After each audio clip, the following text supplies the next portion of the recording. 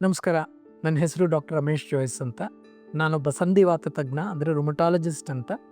ರೂಮಾ care ಅನ್ನುವಂಥ clinic ಬೆಂಗಳೂರಿನಲ್ಲಿದೆ, ಅಲ್ಲಿದ್ದೀನಿ. ಇವತ್ತಿನ ದಿವಸ ನಾನು ವ್ಯಾಸ್ಕ್ಯುಲೈಟಿಸ್ ಅನ್ನುವಂಥ ಒಂದು ಕಾಯಿಲೆ ಬಗ್ಗೆ ಹೇಳೋಕೆ ಬಂದಿದ್ದೀನಿ. ಏನು ಹಾಗಂದರೆ, ವ್ಯಾಸ್ಕ್ಯುಲಾ ಅಂದರೆ ರಕ್ತನಾಳಗಳು ಅಂತ, ಐಟಿಸ್ ಅಂದರೆ ಊತ, ರಕ್ತನಾಳಗಳಲ್ಲಿ ಊತ, ಇದನ್ನು ವ್ಯಾಸ್ಕ್ಯುಲೈಟಿಸ್ ಅಂತ ಹೇಳಿ ಕರಿತೀವಿ. ಈ ಥರದ ಕಾಯಿಲೆಗಳೆಲ್ಲ ತನ್ನ ತಾನೇ ದೇಹದಲ್ಲಿ ಶುರುವಾಗುವಂಥ ಕಾಯಿಲೆಗಳು. ಇದನ್ನು ಆಟೋ ಇಮ್ಯೂನ್ ಡಿಸೀಸ್ ಅಂತ ಹೇಳಿ ಕರಿತೀವಿ. ಅಂದರೆ ತಾನೇ ತಾನಾಗಿ ದೇಹದಲ್ಲಿ ಬರುವಂಥದ್ದು. ಇದು ಯಾವ ವಯಸ್ಸಿನವ್ರಿಗೆ ಬೇಕಾದರೂ ಬರಬಹುದು.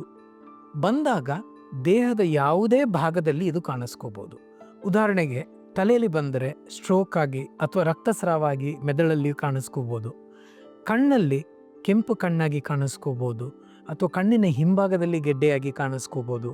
ಮೂಗಲ್ಲಿ ಮೂಗು ಬ್ಲಾಕ್ ಆಗೋದು, ರಕ್ತಸ್ರಾವ ಆಗೋದು, ಅಥವಾ ಕೆಲವೊಮ್ಮೆ ಟ್ರೀಟ್ಮೆಂಟ್ ಸರಿ ತಗೊಳ್ಳದೇ ಇದ್ದಾಗ ಮೂಗಿನ ಒಂದು ಶೇಪ್ ಬದಲಾಗುವಂಥದ್ದು, ಕಿವಿ ಕಿವಿಡಾಗುವಂಥದ್ದು, ಬಾಯಲ್ಲಿ ಪದೇ ಪದೇ ಹುಣ್ಣಾಗುವಂಥದ್ದು, ಕೈ ಬೆರಳುಗಳು ತಣ್ಣಗಾಗೋದು, ಬಣ್ಣ ಬದಲಾಗೋದು, ಅಥವಾ ಕೆಲವರಿಗೆ ಗ್ಯಾಂಗ್ರೀನ್ ಕೂಡ ಆಗುವಂಥದ್ದು.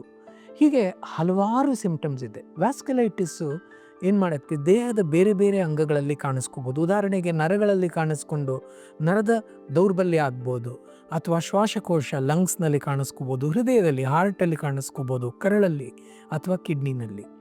ಸೊ ಇದರ ಅರ್ಥ ಏನಂದರೆ, ಒಬ್ಬ ಮನುಷ್ಯನಿಗೆ ಇದೆಲ್ಲ ಬರುತ್ತೆ ಅಂತಲ್ಲ. ಒಬ್ಬ ಮನುಷ್ಯನಿಗೆ ವ್ಯಾಸ್ಕ್ಯುಲೈಟಿಸ್ ಅನ್ನುವಂಥ ಕಾಯಿಲೆ ಬಂದರೆ ದೇಹದ ಯಾವುದೇ ಭಾಗದಲ್ಲಿ ಬೇಕಾದರೂ ಕಾಣಿಸ್ಕೋಬೋದು.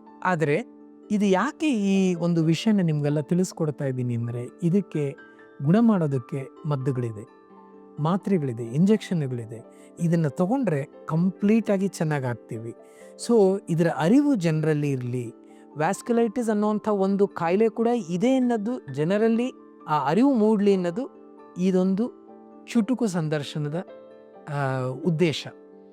ನೀವು ಇದನ್ನು ರೆಕಗ್ನೈಸ್ ಮಾಡಬೇಕು ಅಂತಲ್ಲ, ನೀವು ಹೋಗೋ ಡಾಕ್ಟ್ರುಗಳು ಇದನ್ನು ರೆಕಗ್ನೈಸ್ ಮಾಡಿದ್ರೆ, ಬಹಳ ಬೇಗ ರುಮಟಾಲಜಿಸ್ಟ್ ಕಡೆಗೆ ಕಳಿಸ್ಕೊಟ್ರೆ ಇದು ಕಂಪ್ಲೀಟಾಗಿ ನಾವು ಕಂಟ್ರೋಲ್ ಮಾಡ್ಬೋದು.